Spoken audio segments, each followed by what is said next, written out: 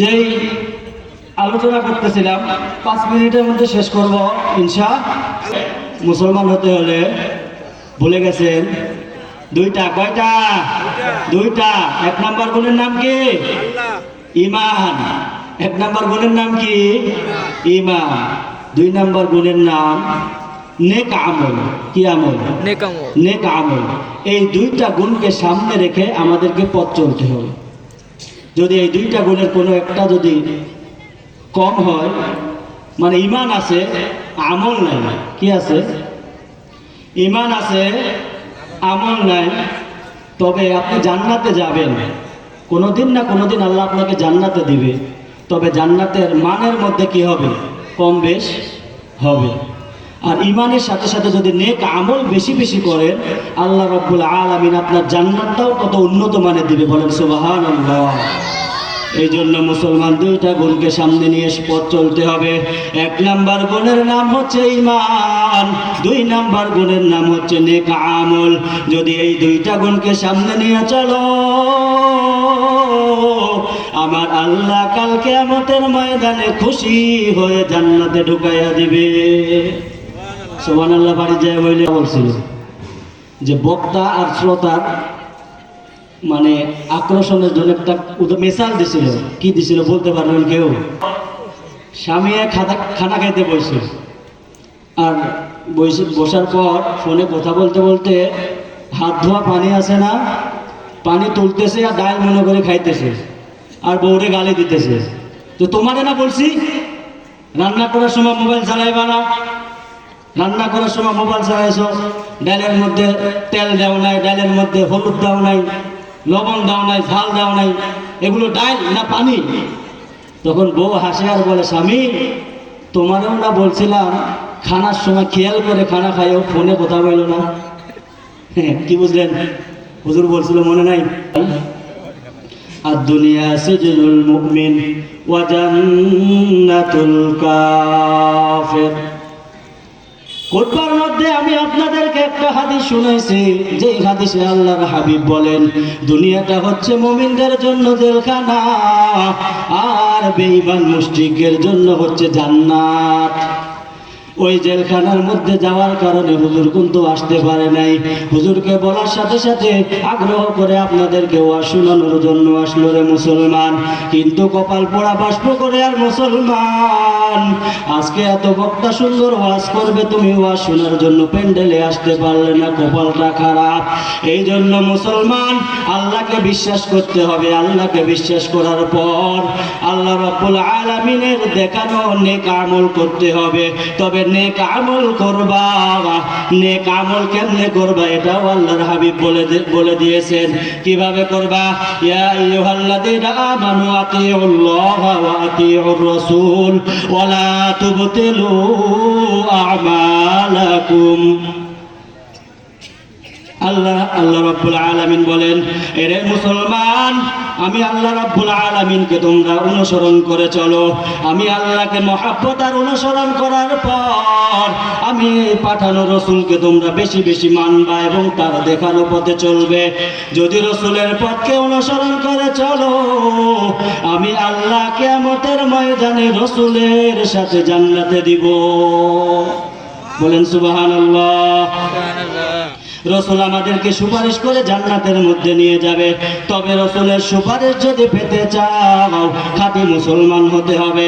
ইসলাম ধর্ম পরিপূর্ণভাবে মানতে হবে। কিছু মানবে কিছু ছাড়বে, এমন মুনাফিক হলে কিন্তু চলবে না। ওয়াজের প্যান্ডেলের মধ্যেও আসবে, গান বাজনাও করবে, তাও কিন্তু হবে না। আরে বাষ্প করে আর মুসলমান, বিগত 7-8টা বছরের দিকে তাকাইয়া দেখো, আজকে বাষ্প করে আর যুব সমাজ কত সুন্দর একটা মাহফিল তোমাদেরকে উপহার দিতেছে, কোরআনের আওয়াজ উপহার দিতেছে। আরে আমরা ছোটবেলায় দেখছি এই মাঠের মধ্যে যাত্রা হয়েছে, হয় কি হয় নাই? আরে আওয়াজ করে বলেন, হয়েছে কি হয় নাই?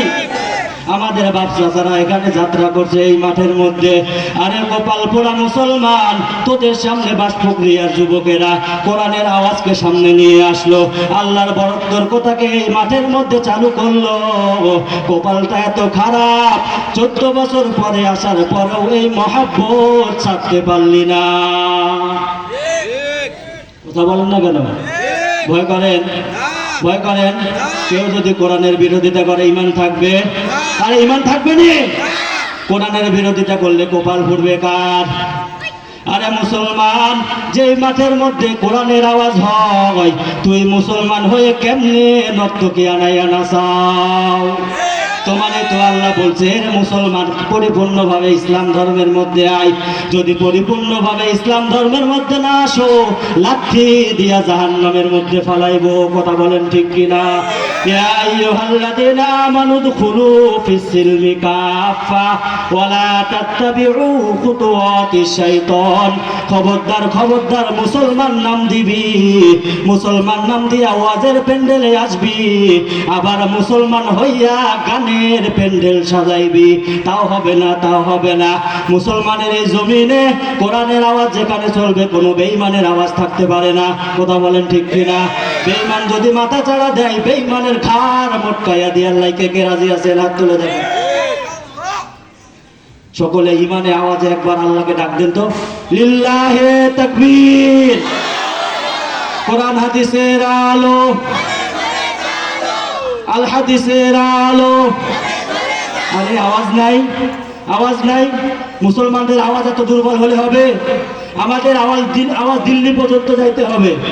আমাদের আওয়াজ দিল্লির প্রত্যেকটা বেঈমানের কলিজায় আঘাত লাগতে হবে। মুসলমান বেঈমানের অন্তরে যদি আঘাত যদি লাগাইতে না পারো, বেঈমানের অন্তরে যদি কম্পন সৃষ্টি না করো, তুমি নিজেই ইমানদার হতে পারো না। মুসলমান ভয় করে চলা যাবে? আরে মুসলমান ভয় করে চলা যাবে? মুসলমান কখনো ভয় করে চলতে পারে না। মুসলমান তো সিংহের জাতি। মুসলমান মোহাম্মদের উত্তরসূরি, মুসলমান আবু বকরের উত্তরসূরি, মুসলমান উমরের উত্তরসূরি, খালেদ বিন ওয়ালিদের উত্তরসূরি, কাসেম নানুতুমের উত্তরসূরি, আল্লামা আহমদ শফির উত্তরসূরি, জুনায়েদ বাবুনগরের উত্তরসূরি। মুসলমান যখনই কোরআনের বিরুদ্ধে আওয়াজ হবে, মুসলমান যদি কোরআনের বিরুদ্ধে কেউ চোখ তুলে তাকায়, তখন কোনো মুসলমান চুপ করে থাকতে পারে না। কথা বলেন ঠিক কিনা? আমরা বেঈমানের বিরুদ্ধে সর্ব অবস্থায় জিহাদ করার জন্য প্রস্তুত আছে কি নাই? প্রস্তুত আছেন তো সকলেই? কোরআনের বিরোধিতা যদি কেউ করতে আসে, তার হাত ভেঙে উড়িয়ে দেব। কথা বলেন ঠিক কিনা? কোরআনের আওয়াজকে বাংলার জমিনে উঁচু করে তুলবেন কে? কে হাত তুলে দেখান আল্লাহকে। আল্লাহ সকলের হাতকে কবুল করে নেন। আল্লাহ কোরআনের জন্য কবুল করে নেন। আল্লাহ আমাদেরকে ঈমানওয়ালা আমলওয়ালা বানাইয়া দেন। সকলে বলেন আমিন। মুসলমান আমাদেরকে ঈমান নিয়ে চলতে হবে। ঈমানদার যদি হতে না পারো, দুনিয়াতে টাকা পয়সা অনেক কিছু কামাইবে, এই টাকা পয়সা কাম আসবে না। আল্লাহ রাব্বুল আলামিন সূরাতুশ শুরার মধ্যে বলেন, ইয়াউমা লা ইয়ানফাউ মালুন ওয়ালা বানুন ইল্লা মান আতাল্লাহা বিকলবিন সালিম। আমার আল্লাহ বলেন, দুনিয়ার মধ্যে অনেক টাকা পয়সা কামাইছো, অনেক ধন সম্পদের মালিক হয়েছো, অনেক বিল্ডিং এর মালিক হয়েছো, অনেক খ্যাতি অর্জন করেছো, তোমার এই খ্যাতির মধ্যে কোনো দাম নাই, দাম নাই। ইল্লা মান আতাল্লাহা বিকলবিন সালিম। আমি আল্লাহর কাছে একমাত্র নিকেল স্বচ্ছ ইমানদারের দাম বড় বেশি। বলেন সুবহানাল্লাহ। আল্লাহ চেহারা শুরু দেখেও বিচার করবে না। এই জন্য আমাদেরকে দুইটা গুণ অর্জন করতে হবে। কয়টা গুণ? এক নাম্বার গুণের নাম কি? আওয়াজ করে বলেন। ইমানের গুণ অর্জন করতে হবে। ইমান মানে আল্লাহকে মানবো, দুনিয়ার কোনো নেতার পিছনে জীবন ব্যয় করব না। আল্লাহর কোরআনের কথা বলবো, আল্লাহর কোরআনের কথা শুনবো, রসুলের কথা বলবো, রসুলের কথা শুনবো। দুই নাম্বার গুণ, আল্লাহর দেওয়া হুকুম দুনিয়ার মধ্যে আল্লাহর জন্য আমরা বাস্তবায়ন করব। কথা বলেন ঠিক কিনা? এই দুইটা গুণ যদি অর্জন করতে পারো, তাহলে তুমি ঈমানদার। তোমার এই ঈমান নিয়ে আল্লাহ রাব্বুল আলামিন হাসতে হাসতে জান্নাতে ঢুকাইয়া দিবে। সুবহানাল্লাহ। অনেক কথা হয়েছে, হুজুরকে বসে রাখা কথা বলাটাও বেয়াদবি। অনেক কথা বললাম, অনেক কিছু বলার ছিল, বোঝানোর চেষ্টা করছি, কারণ বুঝাইতে পারি নাই। সকলেই দোয়া করবেন সকল কিছুর মোলে মালে, কারণ আমাকে নেক আমল করতে হবে। কি আমল? নেক আমল করতে হবে। আল্লাহকে রাজি খুশি করার জন্য আমল করতে হবে। মা বোনদের উদ্দেশ্যে আমি দু একটা কথা বলে শেষ করব। মা বোনরা, হুজুর যে বলছিল 4 বছর আগে, কত সুন্দর কথা, ওয়াজ হুজুরের মনোযোগ দিয়ে শুনবেন। বাকি আসলে যেন হুজুর পরীক্ষা নিলে যেন উত্তর দিতে পারেন। সকলে রাজি আছেন তো? নিয়ত এমন নিয়তে শুনবেন। আমরা মা বোন যারা আছি আমাদের জন্য ইসলামটা একদম সহজ। ঘরে বসে ইবাদত করবেন, স্বামীর খেদমত করবেন, আর বেশি বেশি আল্লাহ রাব্বুল আলামিনের জিকির করবেন। তাহলে আল্লাহ রাব্বুল আলামিন আপনাকে পুরুষ বাহিরে যে কষ্ট করে ইবাদত করে যে সওয়াব, ঘরের কোণে বসে ইবাদত করলে, স্বামীকে খুশি রাখলে আল্লাহ রাব্বুল আলামিন তার থেকে বেশি সওয়াব দিয়ে আপনাকে জান্নাতের মধ্যে পৌঁছাইয়া দেবে। এই জন্য যখনই কোনো কষ্টের কাজ আসে, ফাতেমা রাদিয়াল্লাহু তাআলা আনহাকে তিনার পিতা মুহাম্মদুর রাসূলুল্লাহ সকলে বলেন সাল্লাল্লাহু আলাইহি ওয়াসাল্লাম একটা আমল শিখাইছেন, মা তোমাকে আমি একটা আমল শিখাইলাম, এই আমলটা কষ্টের সময় তোমাকে কাজে দিবে। আমলটা কি মা বোনরা খেয়াল করে শুনবো। সুবহানাল্লাহ 33 বার, আলহামদুলিল্লাহ 33 বার, আল্লাহু আকবার 33 বার। পুরুষ যারা আছে আল্লাহর হাবিব বলেছেন যখন তোমরা কাজ করবা, কষ্টের কাজ করবা, তোমাদের জন্য হতাশ হওয়ার কিছু নেই। একটা আমল আছে। কি আমল? যখনই তোমরা ক্লান্ত হয়ে যাবে তখনই ইস্তেগফার করবে। কি ইস্তেগফার? বুঝছেন? আস্তাগফিরুল্লাহ, সকলে বলেন আস্তাগফিরুল্লাহ। যখনই তুমি আস্তাগফিরুল্লাহ পড়বা আল্লাহ তোমার ঈমানটারে তাজা করে দিবে। বলেন আল্লাহু আকবার।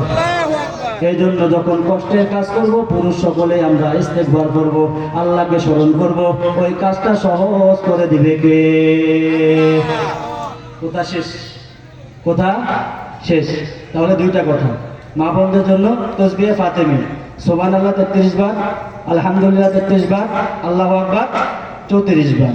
পুরুষদের জন্য জিকির তো করবই, পাশাপাশি যখন কষ্টের কাজ করব, শরীর একদম দুর্বল আর চলতেছে না, তখন বসে বসে জিকিরের সাথে সাথে আস্তাগফিরুল্লাহ পাঠ করব। শরীরটা চাঙ্গা করে দিবে কে?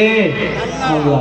আল্লাহ রাব্বুল আলামিন যতগুলো কথা হয়েছে কথাগুলোকে আমাদেরকে আমল করার তৌফিক দান করুক, এবং আমি যেই কথাগুলো বলেছি সঠিক কথার উপর আল্লাহ রাব্বুল আলামিন আমল করার তৌফিক দান করুক।